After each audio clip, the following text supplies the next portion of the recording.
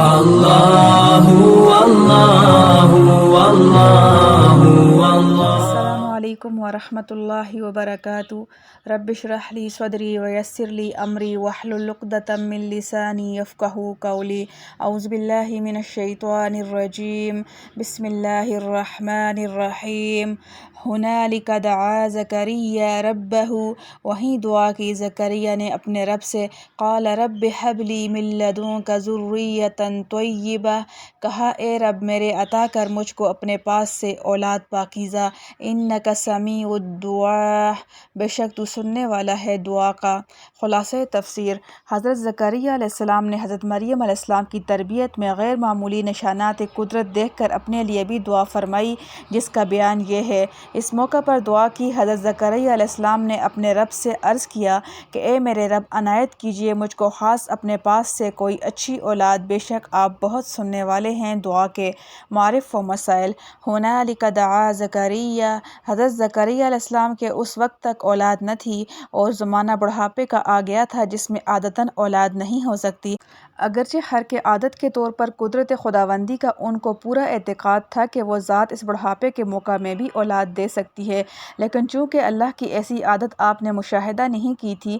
کہ وہ بے موقع اور بے موسم چیزیں عطا کرتا ہے، اس لیے آپ کو اولاد کے لیے دعا کرنے کی جرأت نہ ہوتی تھی۔ لیکن اس وقت جب آپ نے دیکھ لیا کہ اللہ تعالیٰ نے حضرت مریم علیہ السلام کو بے موسم میوے عطا فرمائے ہیں، تو اب آپ کو بھی سوال کرنے کی جرأت ہوئی کہ جو قادر مطلق بے موقع پھل عطا کر سکتا ہے، وہ بے موقع اولاد بھی عطا کرے گا۔ قال رب هب لي من لدنك ذرية طيبة، اس آیت سے معلوم ہوا کہ اولاد کے لیے دعا کرنا انبیاء اور صالحین کی سنت ہے۔ ایک دوسری آیت میں حق تعالیٰ کا ارشاد ہے وَلَقَدْ أَرْسَلْنَا رُسُلًا مِّن قَبْلِكَ وَجَعَلْنَا لَهُمْ أَزْوَاجًا وَذُرِّيَّةً،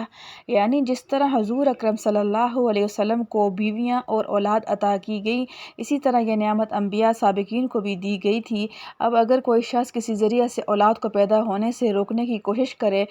تو نہ وہ صرف فطرت کے خلاف علم بغاوت بلند کرے گا، بلکہ انبیاء علیہم السلام کی ایک مشترک اور متفق علیہ سنت سے بھی محروم ہوگا۔ حضور اکرم صلی اللہ علیہ وسلم نے نکاح اور اولاد کے مسئلہ کو اتنی اہمیت دی ہے کہ آپ صلی اللہ علیہ وسلم نے اس شخص کو اپنی جماعت میں شامل ہونے کی اجازت نہیں دی جو بیاہ شادی اور اولاد سے باوجود قدرت کے اعراض کرتا ہو، چنانچہ آپ صلی اللہ علیہ وسلم فرماتے ہیں النکاح من سنتی فمن رغب عن سنتی فلیس منی وتزوجوا فانی مکاثر بکم الامم، یعنی نکاح میری سنت ہے، جو اس سنت سے اعراض کرے وہ مجھ سے نہیں ہوگا، لہٰذا تم نکاح کرو کیونکہ تمہاری کثرت کی وجہ سے میں دوسری امتوں پر فخر کروں گا۔ ایک دوسری آیت میں اللہ تعالیٰ نے ایسے لوگوں کی تعریف کی ہے جو اولاد اور بیوی کے حصول اور ان کے نیک صالح ہونے کے لیے اپنے اللہ سے دعائیں کرتے ہیں، چنانچہ ارشاد باری ہے والذین یقولون ربنا هب لنا من ازواجنا وذریاتنا قرۃ اعین،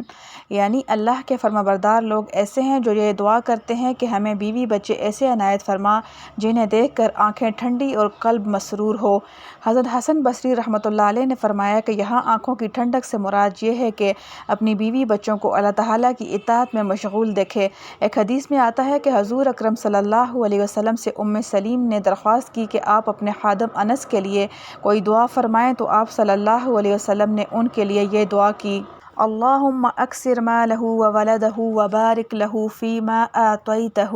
یعنی اے اللہ اس انس کے مال اور اولاد کو زیادہ کر اور اس چیز میں برکت عطا کر جو کہ آپ نے اس کو عطا کی ہے۔ اسی دعا کا اثر تھا کہ حضرت انس رضی اللہ تعالیٰ عنہ کی اولاد 100 کے قریب ہوئی اور اللہ تعالیٰ نے مالی وسعت بھی عطا فرمائی۔ الحمدللہ الحمدللہ حمدا کثیرا طیبا مبارکا فیہ کما یحب ربنا ویرضی۔ ربنا هب لنا من ازواجنا وذریاتنا قرۃ اعین۔